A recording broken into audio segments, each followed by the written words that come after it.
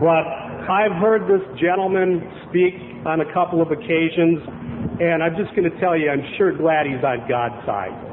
So Mickey B, I'd like to introduce Mickey B.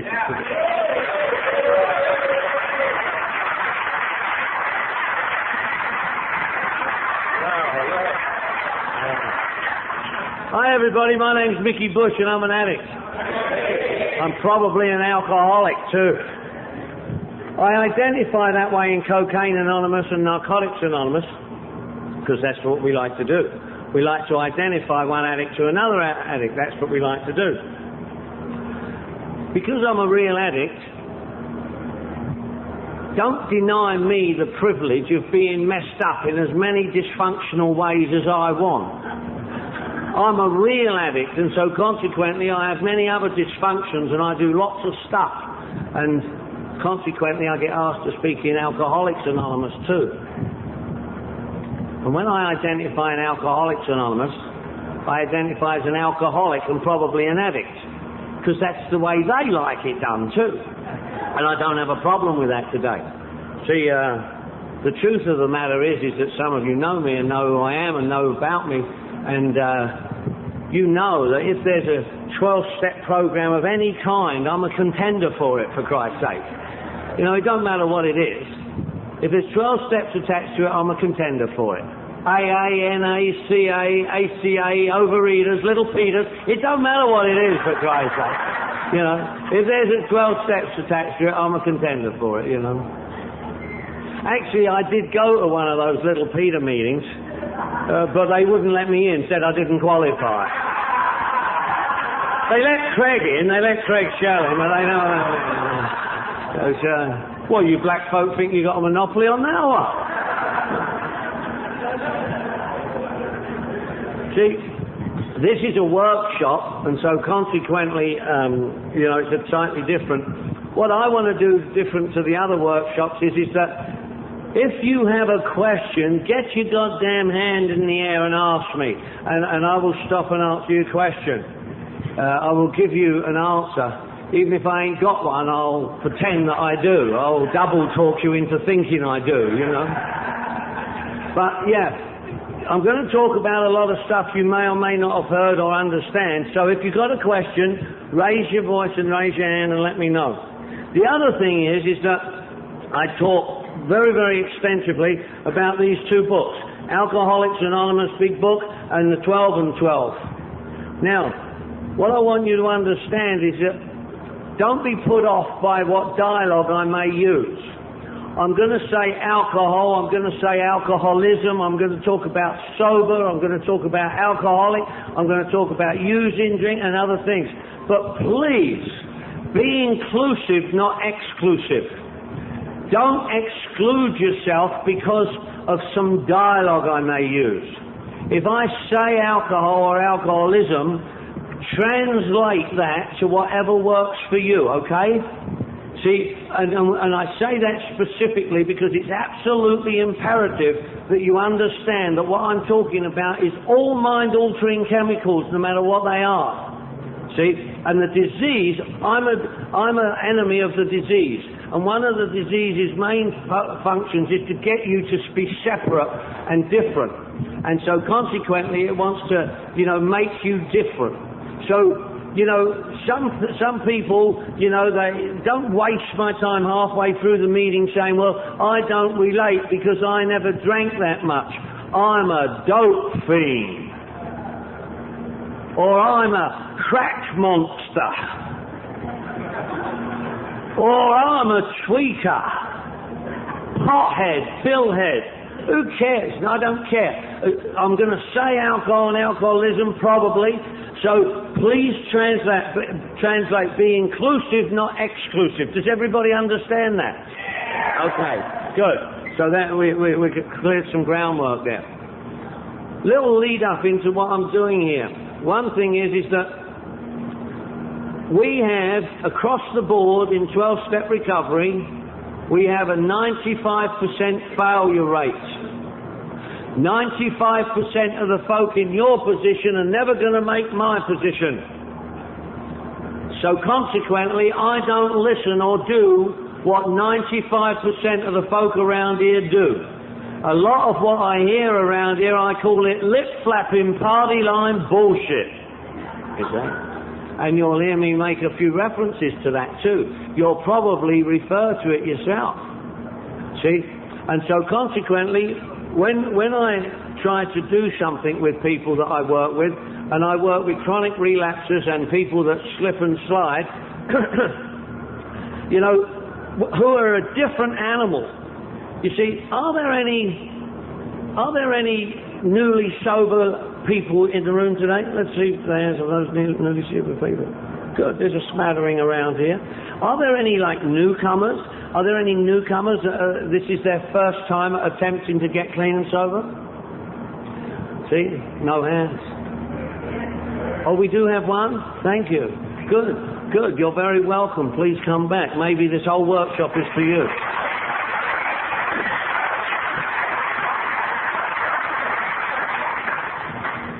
See, people who slip and relapse will be referred to as newcomers, but they're not newcomers.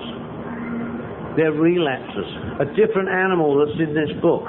You will be talked to and referred to in meetings as newcomers, and even think about yourself as newcomers, but you're not. You're like people that have gone in and out and in and out and in and out, and it's not the same animal as the newcomer. And to break that down a little bit, see, look, if me and you get busted for shoplifting, and it's your first offence, but I got a string of previous and priors, we are not going to be sentenced the same. And neither is the newcomer the same as the guy who goes in and out and in and out.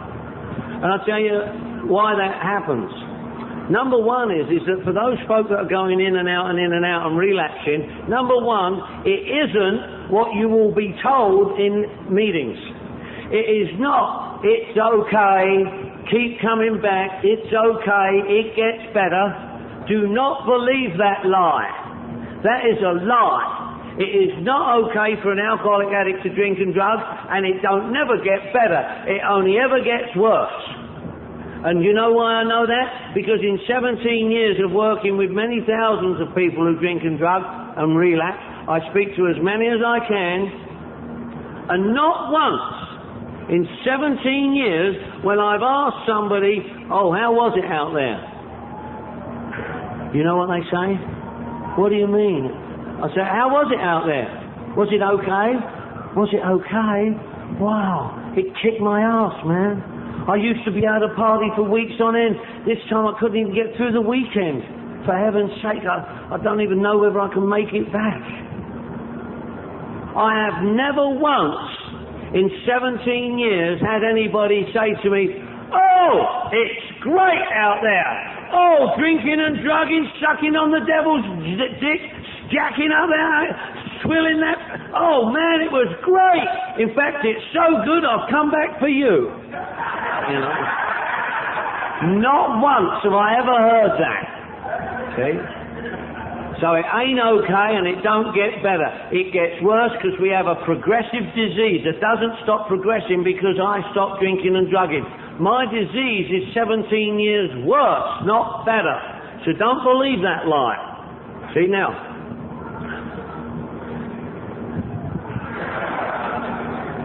Oh, you have a little slip? See, now when I did some research on what it is about us that people go in and out and in and out, I started doing what Bill Wilson did, which was concentrate on the people that were gotten here but don't stay here. And I'm telling you, the next biggest group of people who drink and drug in Alcoholic, Narcotic, Cocaine Anonymous is between 7 and 10 years. The biggest group of people is the first year, which is generally referred to as the newcomer period, the first year. But the next biggest group of people who drink and drug in Alcoholics, Narcotics and Cocaine Anonymous is between 7 and 10 years. And they start drinking and drugging at 7 years based on what they weren't doing at 5 years. And what they're not doing at 5 years is what they never learned at 2, 3 and 4 years. Usually what they did learn was lip-flapping party line bullshit. So I tried to dispel some of that. I spoke at length today to some folk that though they're dedicated to recovery and been sober 3 years and absolutely love this program and sponsor people, A, never knew what it was about him that made him alcoholic, and 2, had no idea what powerless was. 3, he did not understand what hitting bottom was, though he thought he did, convinced that he did. Now I'm telling you, it's one thing if you haven't done it, but if you haven't done it but believe you have, that is very dangerous. Now there's got to be reasons that 95% of us are not making it. And I'll tell you another reason what it is. One of the reasons that 95% of us are not making it is because we don't understand that we cannot stay clean and sober just because we want to. See, we drank and drugged subconsciously. We just did it. That's what we did. That's what we're used to doing. I do it. I drink and drug. But I can't stay sober just because I want to. I've got to have a conscious decision to do it and then do it consciously. I can't just rely on the fact that I have a desire not to do it. The only requirement for membership is a desire to quit. But I can't rely on that desire.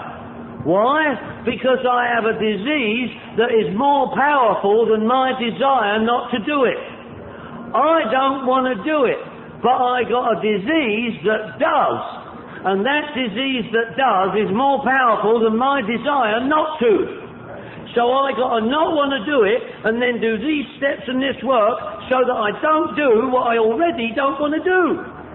And if I don't know what these steps and this work is, or I'm not doing these steps and this work, I will do what I don't want to do, because the disease I got that I'm powerless over will make me do what I don't want to do.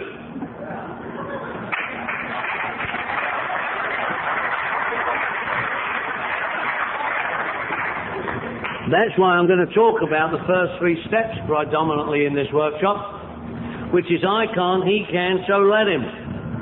Not I think I'll let him, I know it says that, but this is I can't, he can, so I am going to let him. But I'm going to break some of this stuff down. We've got roughly an hour and a half here, so if you've got questions, raise your hand, because I'm going to go boom, I'm going to keep motoring here, and try and break down some of what I call the lip-flapping party line bullshit. I heard it in a meeting this week. I kid you not. Hey, you in the blue shirt, you got any other reasons to get up and down or what? That's 3 times this time, what? Yeah.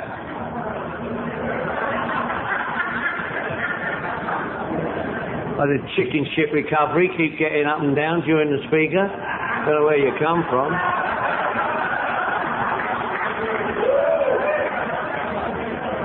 Perhaps you do that around there, yeah. Anyway, what was I talking about? This geezer, this bloke in a meeting, he stood up in a meeting, a newcomer meeting with 70 people in the room, and he said, we're all the same distance from the next drink. We're all just 1 drink away from a drunk. I said, do what? Where the hell do you get that shit from?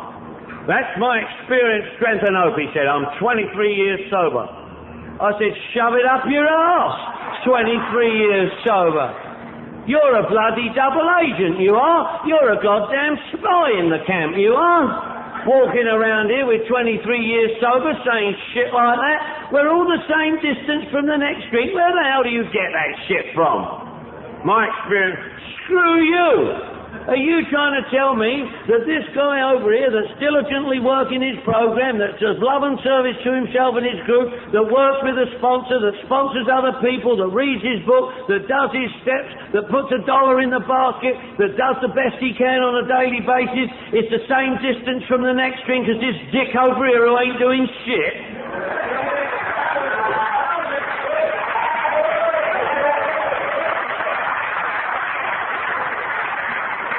You know what he went? He went, just shove it up your arse. That ain't how to win friends and influence people, but we're saving lives around here, not trying to influence and be popular. See, and you'll hear a lot of shit like that. God won't give you more than you can handle. Do what? God won't give me more than I could handle? If he didn't give me more than I could handle, I wouldn't need his bloody help with it, would I? I don't know where that shit comes from. I don't know where a lot of this shit comes from. I heard a guy say, I choose not to use today. I said, do what? Choose not to use will piss on you.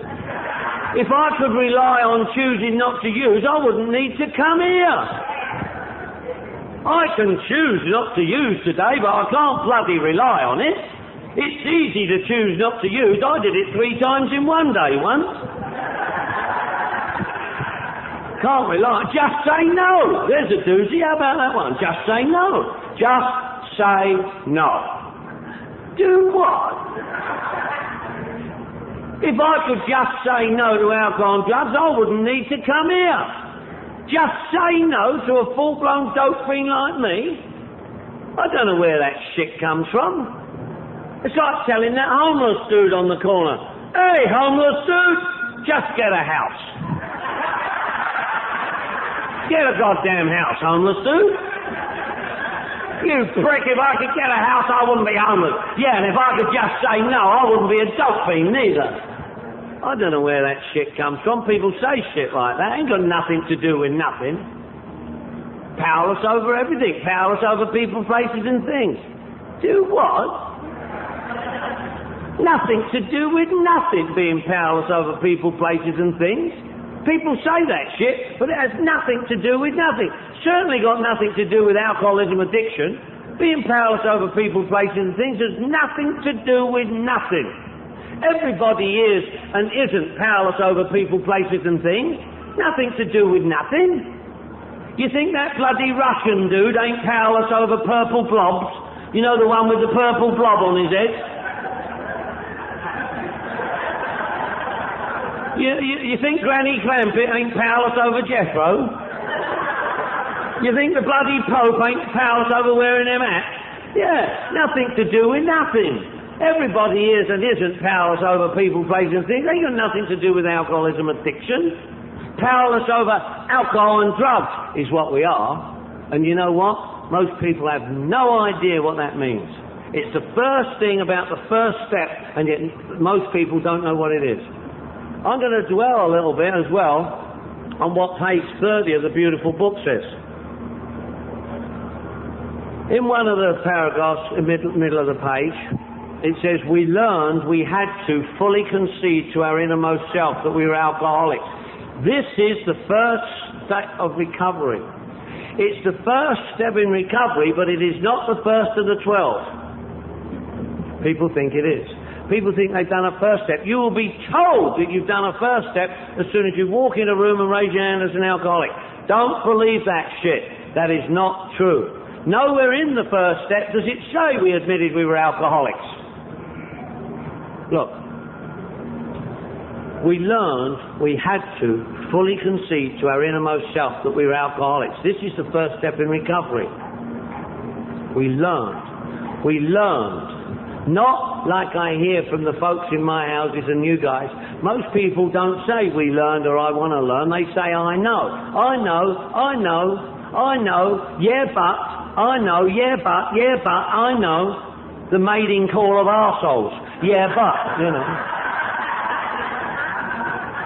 It says we learn. Now, what is it about me that makes me an alcoholic addict? I've got to know this. If I've got to learn to fully concede to my innermost self that I am, I've got to know what it is about me that makes me an alcoholic addict. It's not enough to just walk around saying that I am.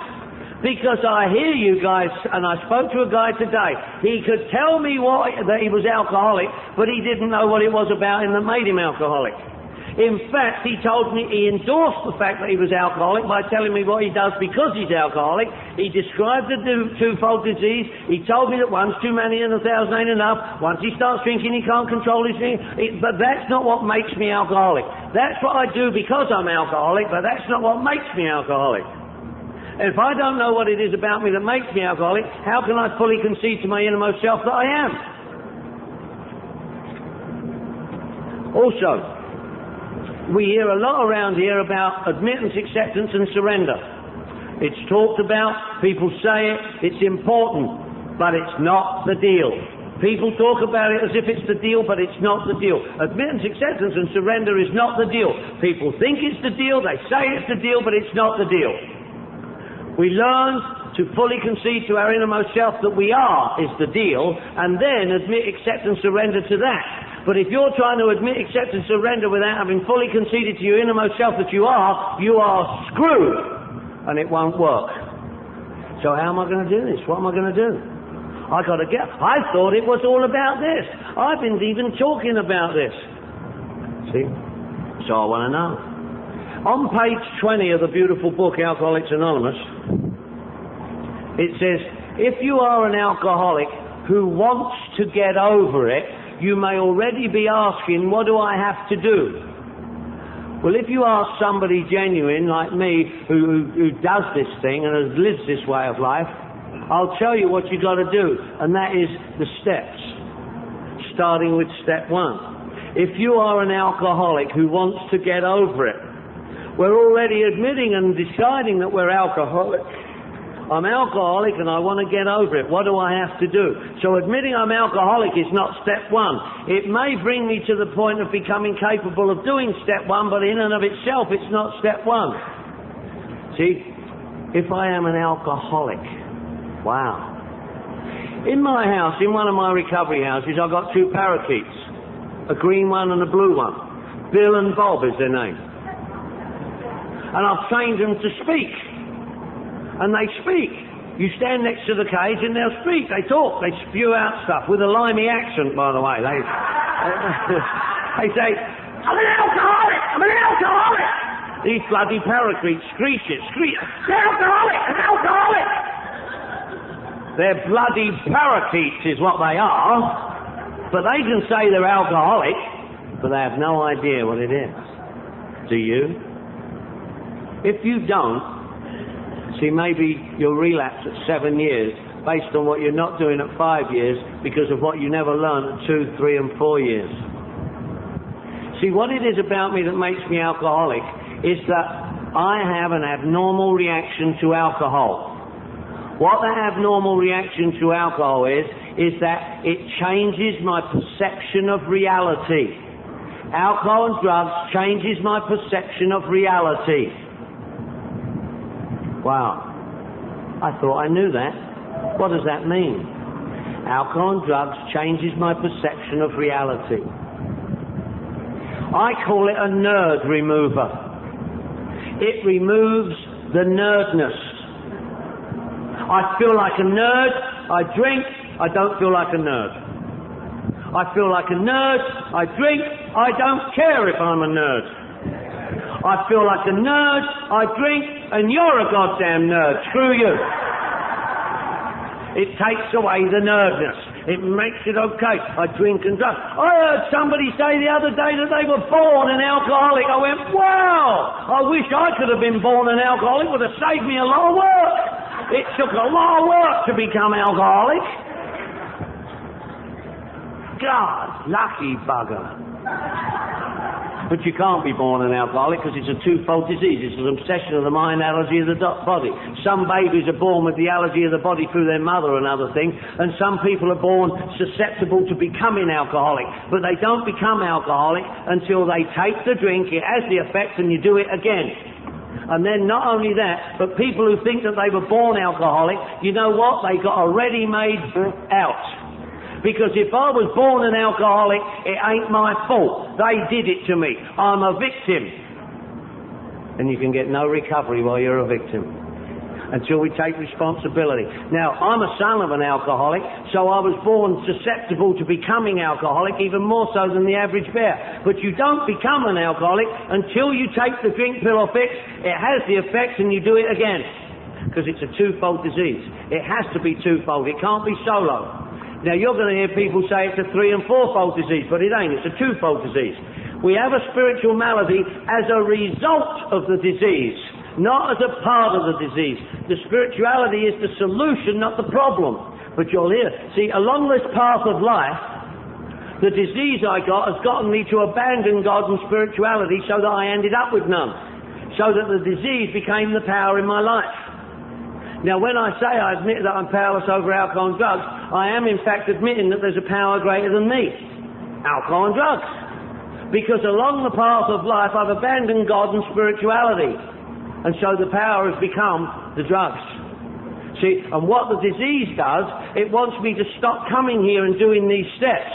So it tells me tricks, it deludes my mind into believing a lie, and it tells me you're not really an alcoholic addict. Look, it's a spiritual program. Go to church, read the Bible, pray to God. Go to church, read the Bible, pray to God. It's a spiritual, you don't have to go to them meetings, you don't have to do that fellowship step stuff. Look, it's a spiritual program, pray to God, read the Bible, go to church. Don't fall into that trap. There ain't nothing wrong with praying to God, reading the Bible and going to church, as long as you don't want to treat your alcoholism addiction with it. There's nothing wrong with praying to God, reading the Bible and going to church, but it don't treat our disease. See, but the disease wants you to stop coming here and pray to God, read the Bible, go to church, because what it's done to you once, it can do to you again. And most of us were born into a religion. I was born a Catholic. I don't know what you were born. It doesn't matter to me either. It doesn't really matter to me what your denomination was. But I abandoned God and spirituality along this path because of this disease. This disease made me do that. Now it wants me to stop coming here and go back to what it got me to abandon before so that it can do it again. So don't stop coming here. By all means, pray to God, read the Bible, go to church, but don't stop coming here. Do it as well as, not instead of. Because alcohol and drugs changes my perception of reality, but AANACA changes my perception to reality. That's what we got here. That's why treatment centres and things like that don't work for us. Because treatment centres treat people. We treat the disease and the illness. And that's what we got to do. Okay? God, I have trouble with this cold water, you know. I keep wanting to bless it and turn it into wine like the other dude did, you know. Can I get some more of that water, Tim? Yeah. So, here I am. I want to stay clean and sober. I don't know what I'm doing really, and what do I do? I'm an alcoholic addict. Alcohol and drugs changes my perception of reality. I've got a twofold disease. It has to be a twofold disease. It can't be solo. People that have just got an obsession to do it ain't alcoholics and addicts, and people that have an allergy of the body ain't alcoholics and addicts. You've got to have an obsession of the mind coupled with an allergy of the body. It has to be twofold, and if it ain't, you ain't. See? I got a friend of mine who's allergic to abalone. When he eats abalone, he breaks out. He knows about it. Once in a great while, every now and then, he takes a taste of abalone and stunning garlic, or it's catch of the day, or it's, you know, hors d'oeuvre or something, and he takes a taste and he breaks out. He says, God, what a dick. I knew that was going to happen. But he don't have to go to Abalone Anonymous. Because although he's got an allergy of the body when he eats abalone, it's not coupled with an obsession of the mind to eat buckets and buckets of bloody abalone. See? Like we do. I have an obsession of the mind, allergy of the body. I'm alcoholic. I know what it is about me to alcoholic. And now I didn't know that when I got here, but you guys taught me, because a guy got up in my face at the very first meeting I ever went to, and he said, "You're an alcoholic." I said, "What do you mean?" He said, "If it looks like a duck and walks like a duck and sounds like a duck and smells like a duck, it's a goddamn duck. Just because he's been taking some shit and thinks he's an eagle, no, you're a duck. You're a duck, I'm a duck. Quack, quack." But he was actually giving me the message. He was telling me what it was about me that made me alcoholic. Because alcohol and drugs did that to me. It changed me from a duck to an eagle. When I felt like a little duck, I drank and used and went round swooping for prey, looking for anybody. Changed into an eagle. I go to a bar, check out some dudette, march on over, say, "Hey honey, I got eyes for you, like got a little story to tell you." So like, she said, "Why don't you piss off?" I'd whimper away, go down the other end of the bar, have a couple of drinks, change of perception of reality, look her right in the eye and say, don't come begging tomorrow, bitch. Change in perception of reality. Alcohol don't do that for my three sisters and brother. I'm alcoholic, they're not. I'm alcoholic. I need to know what that is. I need to have deep-rooted information about this so that it has depth and weight. Fully concede to my innermost self that I am. I need to know what it is about me. In this beautiful book, The 12 and 12, on the very first chapter, or the very first step, it says, oh, that's chapter 2. That's step 2. Step 1. Who cares to admit complete defeat? Practically no one, of course. Took me a long time to realize what that was saying. Who cares to admit complete defeat? Practically no one, of course. And you know what? Because practically no one, of course, cares to, practically no one, of course, does, so there's practically no one, of course, who has, so there's practically no one, of course, to ask, how the hell do I? But you know what? In those meetings you go to, in desperation, you may ask somebody, what do I do? How do I do it? They're not going to turn around to you and say, no good asking me, pal. I'm in the practically no one, of course department. And they're not going to say that. They're going to say, keep coming back. One day at a time. Don't drink and use no matter what. Because they don't know. And you're screwed. And as they stay sober, you'll get loaded. It goes on to say in that verse, who cares to admit complete defeat? Practically no one, of course. Every natural instinct screams out against the idea of personal powerlessness. Why would that happen? Why would every natural instinct scream out against the idea of personal powerlessness? Well, I need to know what that is. What are my natural instincts? The natural instincts of dudes and dudettes out there ain't the same as mine. Their natural instincts is to live, to procreate, to survive, to shelter, to warm, to feed, to clothe, to every other thing. My natural instinct as an alcoholic addict is to drink and drug. So every natural instinct of the alcoholic addict is not to admit complete defeat, because then I'm on the path of recovery. The disease don't want me to do that. It wants me drinking and drugging. So my natural instinct is going to scream out against the idea of personal powerlessness, because otherwise I'm in recovery. It don't want me to do that. It is truly awful to admit that, glass in hand, we have warped our minds into such an obsession for destructive drinking that only an act of providence can remove it. Holy shit. I've warped my mind with such an obsession for destructive drinking that only an act of providence can remove it from me. Holy shit, what is that? I need to know what that is. What is that? What's an act of providence? Well, I didn't know, so I asked and did some research to find out. An act of providence, listen to this. An act of providence. God didn't create it, and he could have prevented it, but he don't. He allows it in order to bring good from it. Such as allowing an alcoholic addict to hit bottom so that he can bring good from it. Because in this beautiful book it says, why all this insistence that every alcoholic addict must hit bottom first? Holy shit. In order to hit bottom first, I need to know the link between hitting bottom and powerlessness. We admitted we were powerless over alcohol and drugs. Well, guess what? I ask you folk don't know what powerless is. You think you do. You tell me what you do because you're powerless. You endorse the fact that you are powerless by saying all the alcoholic addictive behavior that you entail. But that's not what powerless is. Think about it. If I'm powerless over alcohol and drugs, what does that mean? I need to know something. What is the source and the power over everything? Anybody? God! Good answer. If God is the source and the power over everything, and I'm powerless over alcohol and drugs, what does that mean? What? Good answer. If I'm powerless over alcohol and drugs, and God is the source and God is the power over everything, and I'm powerless over alcohol, it means I got no God in my life when it comes to alcohol and drugs. Where alcohol and drugs are concerned, I got no God in my life. I'm powerless.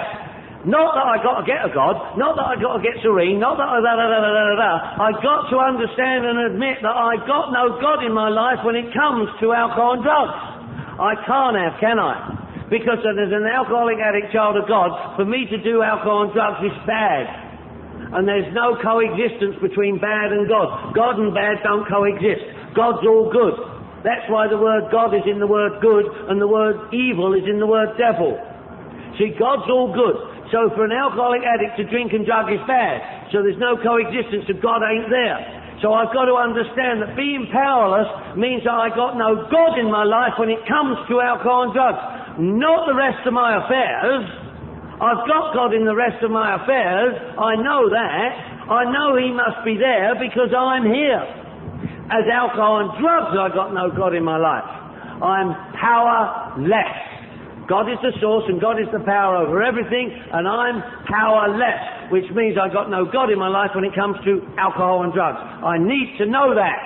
I can't just flap my lips walking around here thinking that I know it, because guess what? At 2, 3 and 4 years, it won't have the depth and weight to hold me and sustain me at 2 o'clock in the morning when the demons are screaming and my arse is in a sling and that man's got rock cocaine who wants to sell me.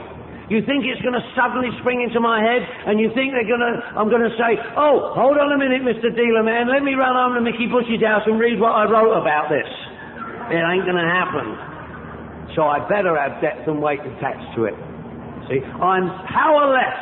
I have no God in my life when it comes to alcohol and drugs. Now, if I'm powerless over alcohol and drugs, and I understand that, the importance of why hitting bottom first comes into play. Not kind of along the way, first. Every alcoholic addict, not just those real sick ones, everyone. See, look, I ask folk, what does it mean to hit bottom? You know what? They don't know. They think they do, but they don't. They tell me some doozy shit, believe me. I ask them, well, give it to me. Give me what your bottom was. Tell me what your bottom was. Almost without exception, they tell me a bunch of outside circumstances in their life. They tell me a bunch of circumstances and conditions in their life. Not what hitting bottom's all about. See, hitting bottom's an inside job, not an outside circumstance. Hitting bottom isn't about having the kids taken away from you, being broke, busted, disgusted and not to be trusted, feet to the curb, hustling the Broadway trying to earn $1, being locked up in a penitentiary married to Bubba. No, that's not hitting bottom. People think that shit's the bottom, but it ain't. That's the outside circumstances. Hitting bottom's an inside job, not an outside circumstance. All that stuff about she left me and I ended up in a desperate state, that's not hitting bottom. I know we think it is. I had a guy today tell me that feeling of loneliness and despair and emptiness was his bottom, but it wasn't. See, sometimes that outside stuff enables us to become capable of hitting bottom, but in and of itself it's not the bottom. And if you think it is, in recovery you will hit bottom after bottom after bottom after bottom. And if it's not, if you truly understand what it is, you won't have to keep going there. Did they turn off the AC? Oh shit.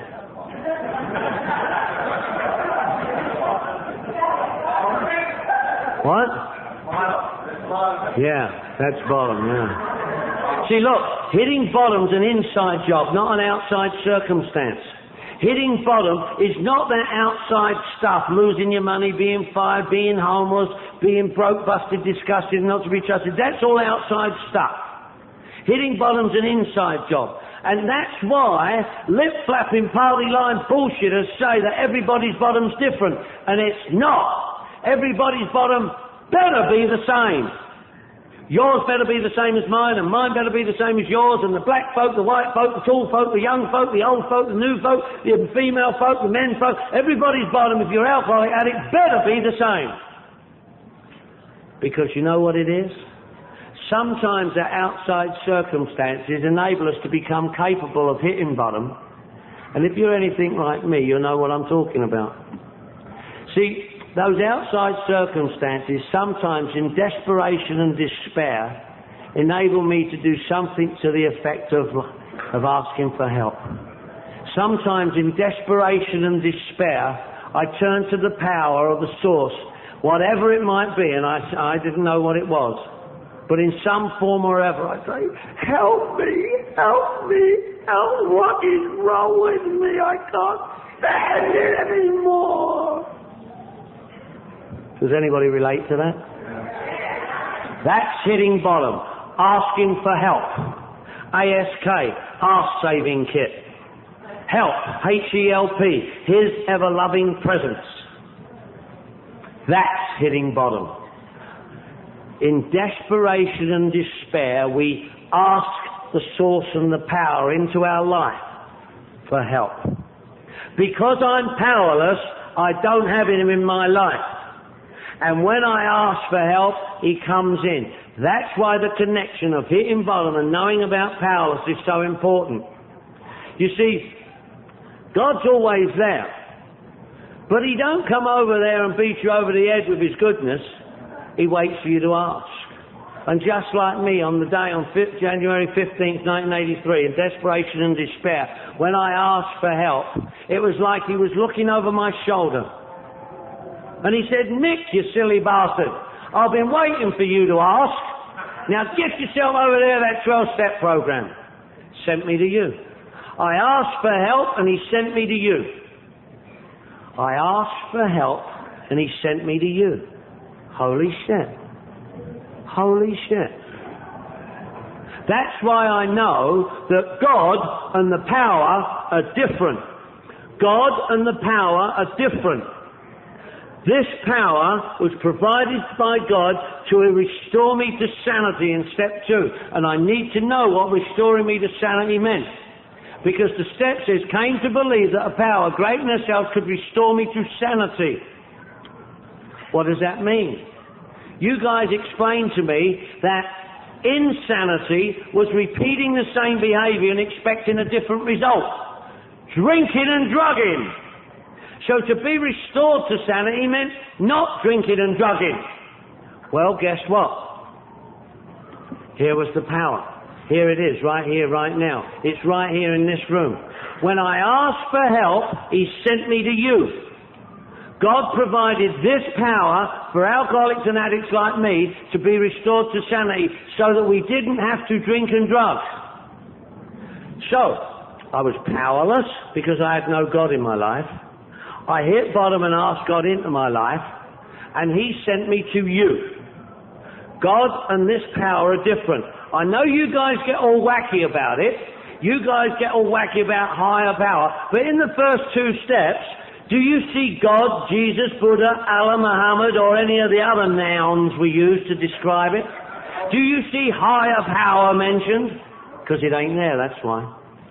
See, God, Jesus, Buddha, Allah, Muhammad, higher power and all that is not mentioned in the first 2 steps. And yet folk like us get really wacky because we get all confused with some of this stuff. See, I asked for help and He sent me to you. In desperation and despair, I asked Him into my life as far as alcohol and drugs was concerned, and He sent me to you. 3. And here's where I've been coming ever since. And here's where the power is. Why is that? Came to believe that a power greater than ourselves could restore me to sanity, which meant not drinking and drugging. Every 12-step program, no matter what it is, works on the principle that 2 people of a like kind come together to do together what they couldn't do alone. And we didn't write it, but we have it for our use. In the scriptures and other places, it says, when any 2 are gathered in my name, I will come in your midst. Same as what we know with alcoholics and addicts. When any two are gathered together in my name for the purpose of recovery, which is the third factor, and without the third factor it don't count. Without the third factor, which is for the purpose of recovery, you can have your arse in a meeting all you like and it won't mean diddly squat. If you think hanging out with alcoholics and addicts is the sole purpose of this deal, you're nuts. If you think hanging out with alcoholics and addicts is all it takes, you can go down any skid row in any town, in any country in the world and see drunks hanging out together. Drunks have always hung out together. Ain't no big deal about that. But I sometimes suggest that you get it by osmosis. Put your arse in a seat and let it come up through the entrance that's there in the seat. See? Do keep coming back, but that's not what works around here. See, hanging out with alcoholics and addicts isn't what it takes, not without the third factor, because without the third factor it don't mean nothing. We've got to have the third factor. It's like this water here, look. This water, the formula for water, life-sustaining, is H2O. 2 parts hydrogen, 1 part oxygen, put them together, produce water, life-sustaining. Same here for our recovery. 2 drunks, 1 God, power over alcohol, survival. That's what we got here. That's why we got it here. That's why me plus you is a power greater than me. You plus us is a power. That's why God provided us with this power. It's right here, right now. We can do it. We can do what I couldn't do. Every 12-step program works on that principle. So stick with us winners that know what we're talking about. Those folk out there, they don't know. My mum don't know. My mum loves me dearly. She does not understand this disease like you folk who have never seen me before. Every year I go back to London, England, where I'm from. I'm a limey lush and loader. You probably picked up on that, right? This is the way I talk. Alcohol never done this to me, you know what I'm saying? Every year I walk into my mum's house, I say, Mum, I'm 17 years sober. She says, so is the cat. She don't give me a pat on the back for not doing something I shouldn't have done anyway. See, she don't understand this disease like you guys. We understand. That's why we come here together. That's why God provided us with this power, so that we can do what I couldn't do. I asked for help, He sent me to you, and here's where I'm staying. I'm staying right here where I was sent, when I needed, in desperation and I needed the help. I ain't going nowhere. I'm staying right here where I belong. My name's Mickey Bush. I'm an alcoholic addict. I'm in an alcoholic addict meeting. I know what's wrong with me and I know what to do about it. That is a lot of shit right there. And I never knew that when I got here. I know who I am, what I am, where I ought to be, what's wrong with me and what to do about it.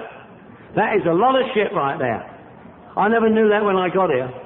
I knew my name, Mickey Bush. Never used it anywhere legal.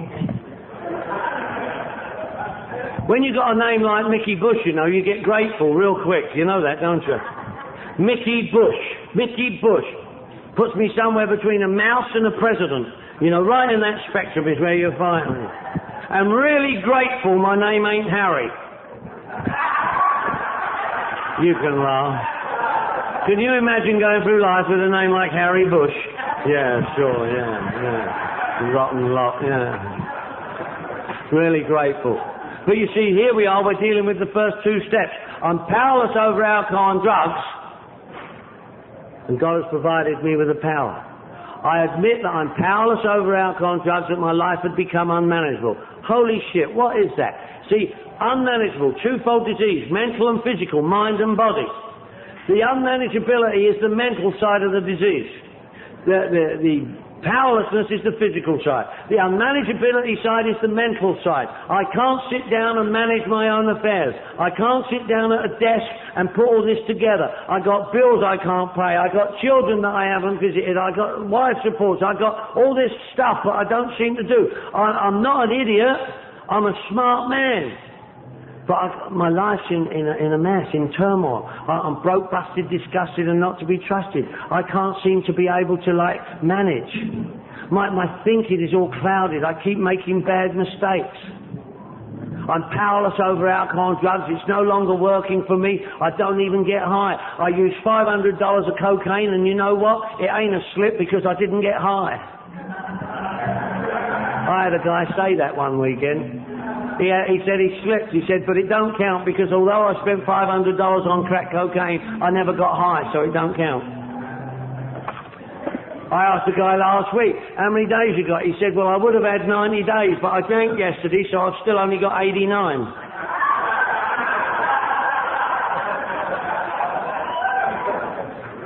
Unmanageable.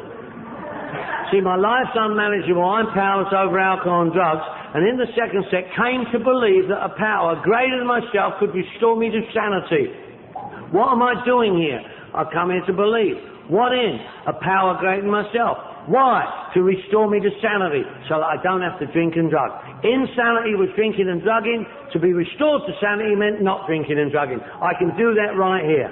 I've unwalked my mind. Remember in the first step he said we have walked our minds into such an obsession for destructive drinking that only an act of providence could remove it from us. Holy shit. Is that the air coming back on? Oh. You got nothing to be grateful for? But you know what? The winners hung in. The winners stayed here right now. We went through that bit of turmoil, didn't we? And we stayed clean and sober doing it, didn't we? It never matters who's left. It matters who's left. You guys.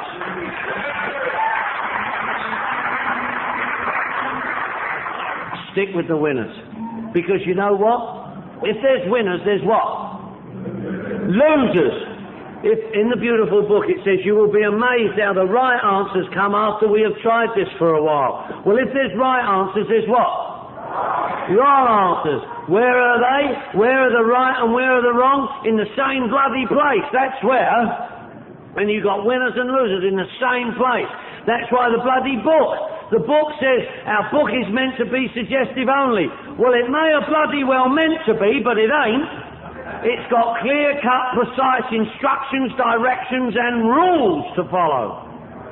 And in those first two steps, I've got Bill Wilson on tape, coming the words out of his mouth as saying that he acknowledged and defined the power in step 1 and 2, so he named it in 3. He named it God. I personally have no problem with the name God, but if you do, call it something else. We don't care. I don't have a problem with God. God to me is good, orderly direction. Group of drunks, group of drinks, go on dreaming, get out devil, good old dude. I don't care what you call it. To me, I don't mind the word God. But if you do, call it something else. Call it bloody Mashiganovich if you like. No one cares. No one cares. But Bill defined it and he named it God. I have no problem with that. Look, in the beautiful 12 and 12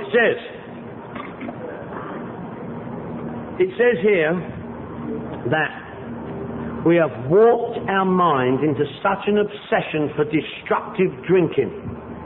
What is an obsession? I've got an obsession of the mind, allergy of the body. I've got an obsession of the mind, allergy of the body. An obsession of the mind is a thought to the exclusion of all else, including recovery for the alcoholic addict, which is a different obsession to those other obsessions. Our obsession is totally different. That's why it says no other bankruptcy is like this one. The rapacious creditor, it calls it. See, our obsession of the mind is different to theirs, because our obsession is a thought to the exclusion of all else, including recovery. Now, if you've got some obsession going, it's not to the exclusion of all else. Let's say you're obsessed over her or him. Sure, we know what that's like. But something in you stops you violating that person. I know there's exceptions to the rule, but I'm not talking about that. You may be obsessed over her or him, and it may be all you can think about. Why don't you help that look, why don't you help that? That's why I get the big bucks, because I think about that. See, look, I may be obsessed over her or him, but something stops me either morally or legally or some other than taking a bat or dragging her into the bushes and raping and violating her or something. Something stops me doing it. Not so with the alcoholic addict where alcohol and drugs are concerned.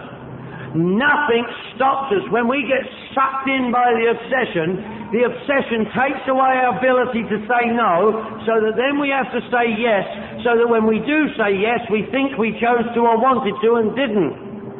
See, and we don't know that, and we say things like, well, I guess he just wanted to drink more than he didn't want to drink, or I guess he ain't ready yet, which is another lip-flapping party line bullshit to make it okay for 95% of us not to make it. See, 95% of us ain't making it because we are endorsing and rationalising the shit out of this thing and saying things like, well, he'll get it in God's time. All in God's time. He'll get it when he's ready. You can't see. That's a load of shit. This is all God's time, and this is the time God's given us to get clean and sober. Don't rationalise the shit out of that crap. It ain't okay. This is the time that we got right now.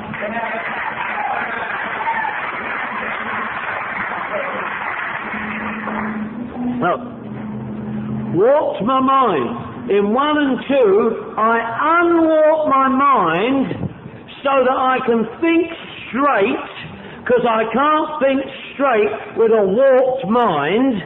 I unwarp my mind in 1 and 2 by not drinking so that I can make a decision in 3. I make a decision in 3 with an unwarped mind. The third step says that. We made a decision to turn my will and my life over to the care of God as I've understood God. Well, I've unwarped my mind sufficiently to be able to make a straight decision in 3. Now, a decision is all very well, but it's only a decision. There ain't no action attached to it yet. Well, that's much better, thank you. That's good, feels better. See, I've unwarped my mind from the obsession to drink and drug by not drinking and drugging in 1 and 2. And in 3 it says, made a decision to turn my will and my life over to the care of God, which is different to what the step and the book are different. The step says one thing, the book says another thing. Don't fall into the trap that I fell into in 3. See, I fell into the trap of thinking it was about turning my life over to God, but it's not. The third step is not about me turning my life over to God. I thought it was, I made the mistake. See, read the step. It says, made a decision to turn my will and my life over to the care of God as I've understood God. Understood is a past tense word. It's a past tense word because the understanding comes from 1 and 2. I've understood God in 1 and 2 so I can understand in 3 and make a decision to turn my will and my life over to it, to the care of it in 3. But I can't afford to make a mistake about this. I can't afford to be confused. I turned my will and my life over to God, and guess what? The bugger turned it right back, said, I don't want it, I gave it to you. I ain't an Indian giver. I went, I thought that's what it meant. No. My white Jaguar taught me about the third step. I got a white Jaguar sports car. It's a white Jaguar sports car, an XJS, 12-cylinder. I love it. It's my car. Me, for Christ's sake. 12 steps, 12 traditions, 12 cylinders. Nothing wrong with that. The license plate on it is AA12X12. AA 12 and 12. I like it. It's my car. White Jaguar sports car. Well, guess what? It's a limey piece of shit is what it is. And it breaks down a lot. And when it breaks down, I take it back to the mechanic I got it from and put it in the mechanic's care for fixing and repair. I got it from this mechanic shop, and when it breaks down, I take it back to the mechanic I got it from for fixing and repair, just like my life. I take it back to the power for fixing and repair. I don't put it in the mechanic's care for fixing and repair, but it's my car. That's what my life is. It's my life given to me by the power, but when I need help, he's there for me to turn to. Now, I've made a decision to do that. I've made some knowledge. I know the work. I've done the work. WORK, what our recovery knows. And if you ain't doing the work, we can predict that you will drink and drug again. It's very easy. I know folk don't like hearing that, but it's very easy. The book's full of it. We can tell who's going to drink and drug. It's no big deal. Because it's very easy. Predictable behaviour is predictable. If you ain't doing the work around here, the work is the result of our actions. If you ain't doing the actions, you ain't doing the work, it's because you ain't taking the actions. Thinking AA. If you ain't thinking AA and ACA, it's because you ain't combating the disease. And if you ain't combating the disease, you will fall foul of the disease.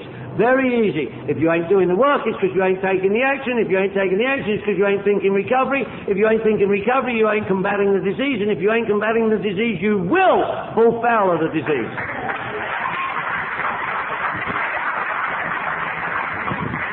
And that is the work we know, WORK, what our recovery knows. And so we need to do this. I've done the work in 1 and 2, I understand, I've got a basic format, you guys have helped me, now I'm going to make a decision to turn my will and my life. But what is that? What is my will and my life? I've got to know what it is.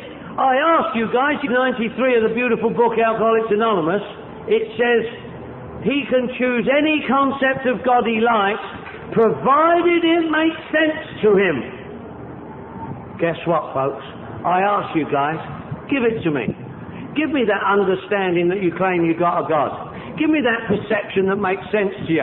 Come on, you just thank God, God as I understand God, God of my understanding, my higher power. All right, I believe you, but give it to me. Give me the understanding and perception like the book says. He can choose any conception he likes, provided it makes sense to him. Well, give it to me. Give me the sense and the perception it makes to you. You know what? You guys can't. You guys have to be a reason why 95% of us ain't making it. I flap my lips walking around here believing that there's a God and trust him, but I don't understand it and it makes no sense to me. I better get an understanding of what that is. I better have a God that I can depend on at all times, no matter what. Because if I don't, I won't. So what is my will and my life? Made a decision to turn my will and my life over to the care of God as I've understood God. I got to know what that is. I got a twofold disease, obsession of the mind, allergy of the body. Well, I got to live in the now. I got to live in the now, N-O-W, no other way. Because I'm new, N-E-W, nothing else works. Tomorrow, and it's screwing up today. I've got to live in the now, but I can't live in the now because I've got guilt, shame and remorse from yesterday and I've got fear, worry and anxiety about tomorrow. Holy shit, what do I do? Will and life in 3, my will and my life. Twofold disease, obsession of the mind, allergy of the body. My will is my thinking, my life is my actions. My will is my thinking, my life is my actions. Twofold, will and life. Mental and physical, mind and body. My life is everything I have done and doing will do. Past, present, future. Everything I have done and doing will do. My will is everything I wish I'd done, would like to be doing and hope I'll do, which is totally different. Past, present and future, threefold. Everything I have done, am doing and will do. Everything I wish I'd done with self. Horrible. Horrible. Don't do that. Come along here with us. Now, I made a decision to turn my will and my life over to the care of God as I've understood God. Understood is a past tense word because the understanding comes from 1 and 2. Understanding comes from 1 and 2. So I understand, so I've understood. That I can do. Three steps. I can't, he can, so I'm going to let him. Holy shit. You think I knew that when I got here? I never knew that when I got here. I never had a clue about none of this shit. I never had a clue that's what it was. That's why I use the word shit so much. S-H-I-T. Simply how I think. You guys had to teach me. You know, the guy said, well, what you truly think. Do what? What I truly think? I can't rely on what I think. I don't know where that think shit comes from on the wall. I think that's a 3-think limit. You know what I mean? Yeah. Think. Look, the disease lays mainly in my mind. What I do with my mind is think. So it ain't hard to work out that what I think is probably diseased, is it? I can't rely on that. I can't rely on my truth, what I believe, what I say. No, I'm a liar, a cheat and a thief. I speak with a forked tongue. I'll tell a lie any chance I get to take an advantage of you. So I can't rely on my head and I can't rely on my mouth.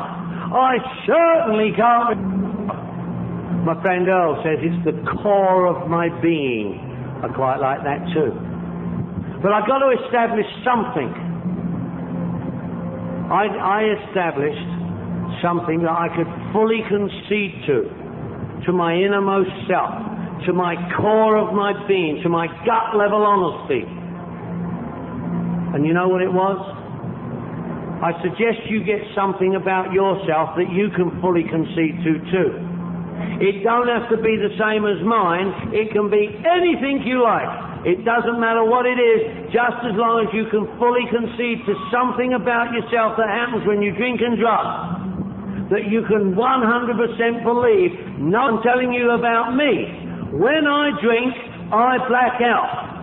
I don't know how much to drink to go into a blackout, or I don't know how much not to drink so I don't go into a blackout. I don't know how much to drink to go into a short one, a thin one, a walk. No, when I drink, I black out. It's a done deal. You cannot remove that from my thinking. It's burned into my consciousness. So indelibly, like we have to as retrieving our hand from a hot flame on the stove. That's a done deal, isn't it? That's burnt indelibly into your consciousness. Hot stove. From little kids, we're taught by our parents, hot, hot, burny, burny, blowing it. You see, I did it with my little kid. We have to get the same type of understanding about alcohol. I suggest that you get something that you can fully concede to, something about yourself. Now, we hear about admittance, acceptance and surrender, and I told you it ain't the deal. Fully concede to your innermost self is the deal. And I'll give you an example of what I mean by that.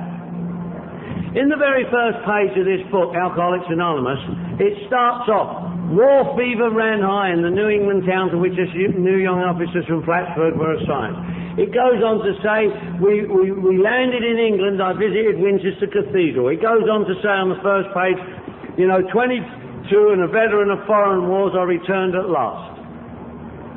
That's Bill Wilson's story, and he's talking about the First World War. The First World War defeated to the advance in America. Guess what? I was born in the Second World War, 1943. The Blitz was on in London. You've seen it on A&E and other channels. The Luftwaffe was bombing the shit out of London. Hitler was going to take over the world, have 1,000 years of Third Reich. Guess what? They did a very silly thing. They upset you bad boys from the US of A. And guess what? You bad boys came over there and kicked Hitler's arse. And we're glad you did that. You saved our bacon. Thank you very much. But that wasn't the first time you did that. In the first world, as we think acceptance and surrender is the deal, it ain't the deal. Fully concede to my innermost self. And once we have fully conceded to our innermost self, guess what? We ain't then got to rely on the memory of what happened last time. So many people get loaded because they remember and they're relying on what it was like. What happened and what it's like now. I got news for you. We suffer from ISM, incredibly short memory, where this disease is concerned. I'll remember the $2 some dick owes me from 20 years ago, but I'll forget the devastation and despair of what happens when I drink and drug, and what will happen to me next. So I got to do this thing. Ain't no good. So let's have a little recap. 12-step spiritual program. You told me I need help with it, because remember we deal with alcohol and drugs. Without help it's too much for us. So I needed help with it. You told me to get a sponsor. Today I got a sponsor and sponsor other people. Holy shit. Wow. Wait a minute. I invited God in. I was powerless, mean I had no God in my life, so I invited God into my life as far as alcohol and drugs is concerned. He sent me to you, a 12-step spiritual fellowship. You guys introduced me to a big book, B-I-G-B-O-O-K. Believing in God beats our old knowledge. In the beautiful book was a 12-step program. P-R-O-G-R-A-M. People relying on God, told me I'd need help with it to get a sponsor. S-P-O-N-S-O-R. Sober person offering newcomers suggestions on recovery. Sponsor. Today I sponsor other people. Holy shit. So I got a God in my life, I got a 12-step spiritual fellowship, I got a big book, I got a power integrated myself, I got a program, a design for living, a blueprint for life, I got a sponsor, I got sponsorees, I got so much bloody power over alcohol today, I don't know what to do with it, for Christ's sake.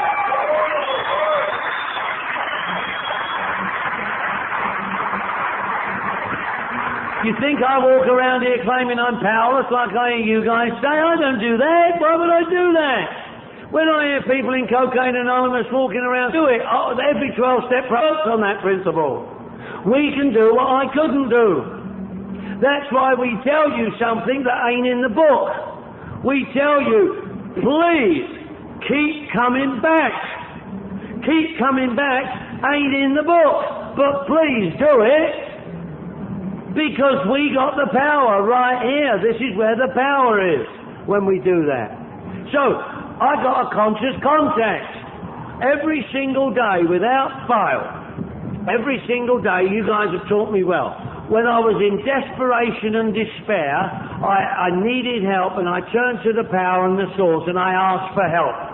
When I had nothing, when I was broke, busted, disgusted, when I had nothing, he sent me to you. Now I got everything, he sends me to you. Here's where I belong. Here's where I need to be. Here's where I was sent. Here's where I'm supposed to be. Here's where I'm best off being. And here's where I can deal with what's wrong with me. You think I'm leaving? I ain't leaving. I ain't going nowhere. I'm staying right here where I belong. I ain't going nowhere. The one thing that underlines everybody who relapses is that they stop coming here. I'm staying here. My name's Mickey Bush. I'm an alcoholic addict. I'm in an alcoholic addict meeting. I know what's wrong with me and I know what to do about it. I'm staying right here with you where I belong. I did it. They come back here and they tell us why they drank and drugged again. The shit they come up with.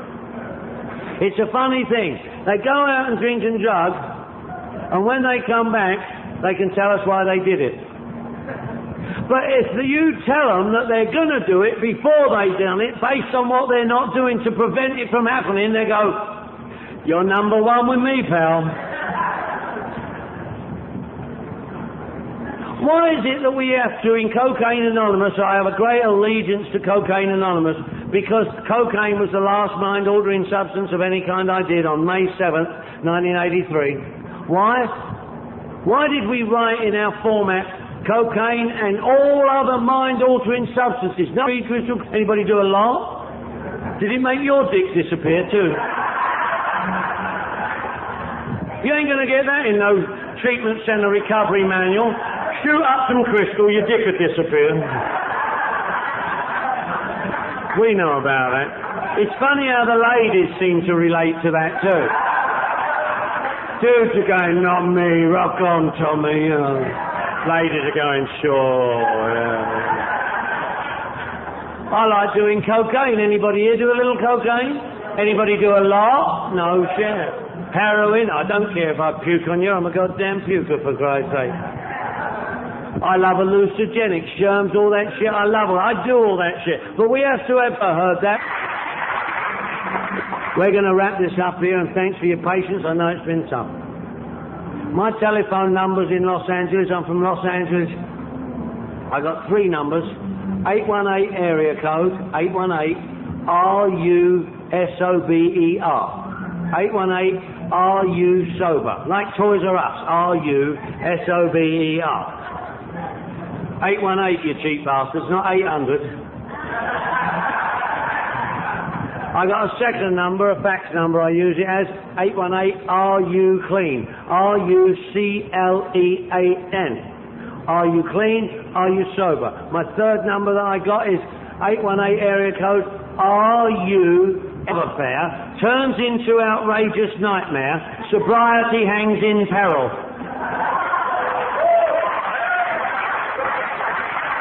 Oh, you do relate to that, huh? Well, you gotta be careful, you know.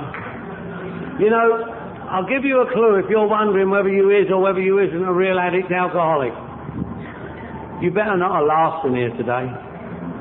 Because they say if you're laughing in here, you're relating. And if you're relating to a sicko like me, there ain't no doubt about you, pal, I can promise you that. Because I don't get through to no well people. Well people don't laugh at my shit. You people laugh with me. And that's what the language of the heart is, isn't it? HEART.